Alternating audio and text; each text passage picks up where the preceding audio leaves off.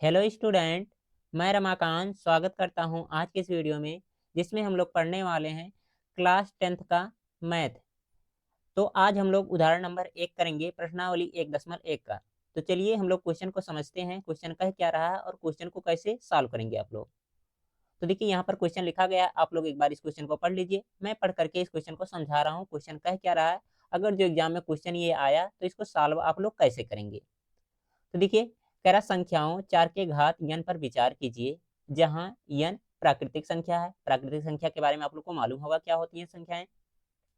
जांच कीजिए कि क्या n का कोई ऐसा मान है जिसके लिए 4 की घात में n अंक शून्य पर समाप्त हो सकता है। तो आपको ये बताना है। तो देखिए, क्वेश्चन सॉल्व कैसे करेंगे उसके बारे में हम लोग बाद में डिस्कस करेंगे। सबसे पहले क्वेश्चन को समझते हैं कि क्वेश्चन में है क्या और कैसे सॉल्व करना है इस क्वेश्चन को।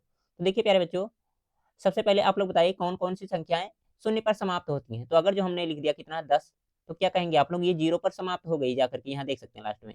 अगर जो 20 लिखा गया है तो क्या ये भी क्या है, शून्य पर समाप्त है। अगर जो 30 लिखा गया है तो ये भी क्या है, 0 पर समाप्त है। अगर जो मैंने लिख दिया 50, तो ये भी क्या है, शून्य पर समाप्त है। 100 लिख दिया तो क्या हो जाएगा, ये भी शून्य पर जाकर के समाप्त है। लास्ट में 0 लिखे गए हैं, इसका मतलब क्या है, शून्य पर समाप्त हो गई है ये सारी संख्याएं। अगर जो इनका हम लोग अभाज्य गुणनखंड करें तो क्या लिख सकते हैं, देखिए 10 को हम लिख सकते हैं 2 गुणे 5, लिख सकते हैं ना, हाँ बिल्कुल लिख सकते हैं। 20 को क्या लिख सकते हैं, 4 पंचे 20, 4 पंचे 20 होता है, ठीक है। लेकिन से 4 अविभाज्य है तो इसको और फैक्टर करेंगे तो कितना हो जाएगा, 2 के घात में 2 और कितना हो जाएगा 5। इस तरह से लिख सकते हैं। अगर जो 30 को लिखना चाहें तो 30 को क्या लिख सकते हैं, 3 दहम्मा 30 होता है, यानी कि 3 गुणे कितना 2 और गुणे कितना लिख सकते हैं 5 लिख सकते हैं, ठीक है। अगर जो 50 की बात की जाए तो 50 को क्या लिख सकते हैं, 25 दुनाए 50 होता है तो 2 गुणे कितना लिखेंगे 25 लिखेंगे। 25 क्या हमारा अविभाज्य संख्या है, तो इसको और तोड़ेंगे तो कितना हो जाएगा, 2 गुणे 2 के घात में कितना हो जाएगा 5 हो जाएगा। 5 के घात में 2 होगा यहाँ पर। अगर जो 100 को तोड़ेंगे तो कितना होता है हमारा, देखिए 25 चौका 100 होता है, तो क्या लिख सकते हैं 4 गुणे 25 ऐसे लिख सकते हैं हम लोग। और 4 को क्या लिख सकते हैं 2 के घात में 2, और 25 को क्या लिख सकते हैं 5 के घात में 2। इस तरह से हम लोग इनको तोड़ करके लिख सकते हैं अभाज्य गुणनखंडों के रूप में। तो देखिए ये संख्याएं जीरो में समाप्त हो रही हैं, तो इनमें कॉमन क्या देखने को मिल रहा है, ठीक है। अगर जो इसका अभाज्य गुणनखंड कर रहे हैं तो हमें कॉमन क्या देखने को मिल रहा है कि इन संख्याओं में 2 भी उपस्थित है और 5 भी उपस्थित है। इसमें देखेंगे तो इसमें भी 2 और 5 उपस्थित हैं, तब भी क्या हुआ, 0 पे समाप्त हुआ। इसमें देखेंगे 3 आया, इससे कोई मतलब नहीं, लेकिन से इसमें भी 2 और 5 आए हैं, यानी कि ये भी 0 पे तभी समाप्त हुआ। इसमें देखेंगे 2 5 आया तब भी ये 0 पर समाप्त हुआ, इसमें भी 2 5 आया तब भी 0 पर समाप्त हुआ। यहाँ से कंक्लूजन हम लोग क्या निकाल सकते हैं कि जो भी संख्याएं क्या होंगी 0 पर समाप्त होंगी, उनमें 2 और 5 अभाज्य गुणनखंड के रूप में उपस्थित रहेंगे। बस ये हमने समझाने के लिए आपको लिखा था, ये समझ में आ गया होगा। तो हम चलिए क्वेश्चन को सॉल्व करते हैं, क्वेश्चन एग्जाम में कैसे आपको लिखना है। ये समझाया केवल गया, ठीक है। ये रफ कार्य के लिए है, आपको समझ में आना चाहिए कि हाँ ये ऐसे ऐसे हुआ।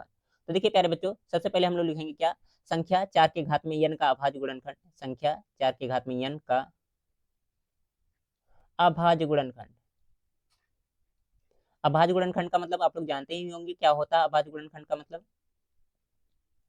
अभाज्य गुणनखंड, अब इसका अभाज्य गुणनखंड कर दीजिए, देखिए क्या हो जाएगा, 4 के घात में n जो लिखा गया इसका अभाज्य गुणनखंड किस तरह से हो सकता है। तो देखिए 4 के घात में n जो लिखा गया इसको लिख सकते हैं 2 गुणे 2, और इसके घात में क्या कर देंगे, इसे हम लोग कर देंगे n, ठीक है। ये हो गया इसका अभाज्य गुणनखंड। तो देखिए यहाँ पर हमें कंक्लूजन जो निकाले उसके अकॉर्डिंग अगर जो लिखना चाहें तो लिख क्या सकते हैं, 4 के घात में जो n है इसका अभाज्य गुणनखंड इतना आया है, इसमें 5 उपस्थित नहीं है, ठीक है। तो ये क्या हो जाएगा, 0 पर नहीं समाप्त होगा, ठीक है। तो इसको लिखने का तरीका क्या होगा, लिखेंगे कोई, ऐसे लिखेंगे डायरेक्ट, आप लोग एकदम अच्छे तरीके से स्टेटमेंट लिखेंगे तो आपको अच्छे नंबर मिलेंगे। कोई प्राकृत संख्या, प्राकृत संख्या शून्य पर तब समाप्त होती है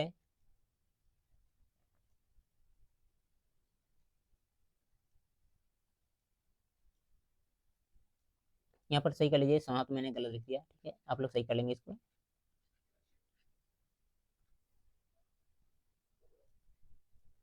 तब समाप्त होती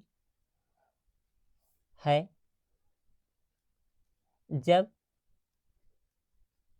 उसके अभाज्य गुणनखंड में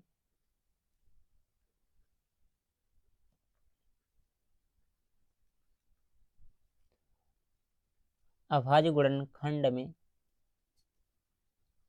2 और 5, क्या लिखेंगे, 2 और 5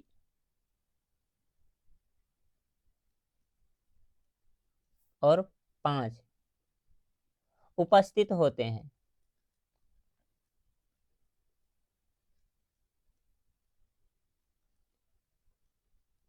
ठीक है, कोई संख्या क्या होगी 0 पर तब समाप्त होगी जब उसका अभाज्य गुणनखंड करेंगे तो उसमें क्या होगा, 2 और 5 उपस्थित ही रहेंगे। ठीक है, और जो संख्या लिखी गई है 4 के घात n, इसमें क्या है, 5 उपस्थित नहीं है, इसलिए क्या होगी, ये 0 पर समाप्त नहीं होगी।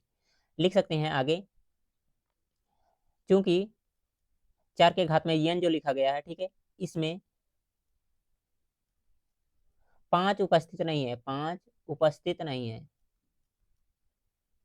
उपस्थित नहीं है ना, यहाँ पर देख सकते हैं आप लोग, 5 दिख ही नहीं रहा, उपस्थित नहीं है, इसलिए 4 के घात n जो है 0 पर समाप्त नहीं होगा।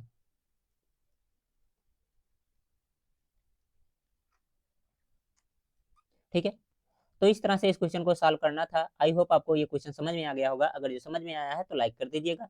बाकी आपको एग्जाम में बस इतना ही लिखना है। ठीक है, इतना पूरा लिख देंगे, 2 नंबर का क्वेश्चन आएगा, आप लोग को पूरा 2 नंबर मिल जाएगा। बाकी अगर जो एग्जाम्पल समझाना चाहते हैं एग्जामिनर को, बगल में ऐसे लिख सकते हैं, ठीक है, बॉक्स में बंद करके। ठीक है, इस तरह से नहीं लिखेंगे तब भी पूरा नंबर मिलेगा आपको। लेकिन से अगर जो आपको किसी बच्चे को समझाना है, ठीक है, आप लोग पढ़ रहे हैं, ठीक है, आपके दोस्त हैं, उनको नहीं समझ में आ रहा, तो इस तरह से ये सारे एग्जाम्पल दे करके आप लोग उनको एकदम अच्छे तरीके से समझा सकते हैं। ठीक है, बाय बाय प्यारे बच्चों।